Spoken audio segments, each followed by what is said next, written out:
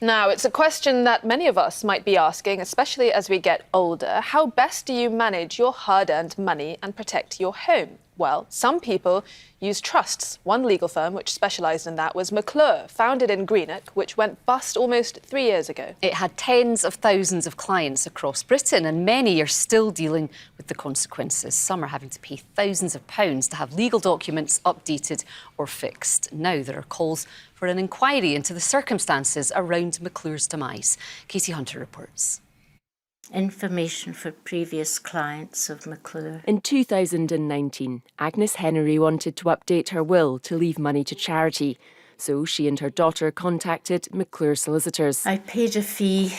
They were advised to pay more than £3,000 to put Agnes's house in a trust. They say they didn't know she would no longer legally own the home. When McClure went bust, they realised what they'd signed up to and paid another solicitor £2,000 to close the trust. I would like some of the money back anyway, but we'll not get it. But yeah, money back. Well, we've got nothing to show for it now. Through all that hassle and heartache and everything. A family protection trust provides the solution. McClure carried out work like wills and trusts. Trusts are a way of managing assets like money and property. Another company called Jones White took over its files after it went into administration. 2 public meetings about McClure's collapse have been held in Greenock by the local MSP. Stuart McMillan says there should be an inquiry in the longer term, but right now he wants advice for people affected. They've already spent, in some cases, thousands of pounds for documentation that is faulty.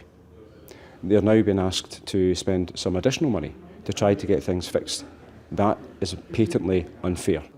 The Scottish Legal Complaints Commission is the first point of call for people to complain about solicitors. Its chief executive was at both meetings. What would you say to people who do feel frustrated by the system, who you haven't been able to help? I think we understand people are frustrated with this situation. It's very worrying if you feel that your home or your assets are not being well managed.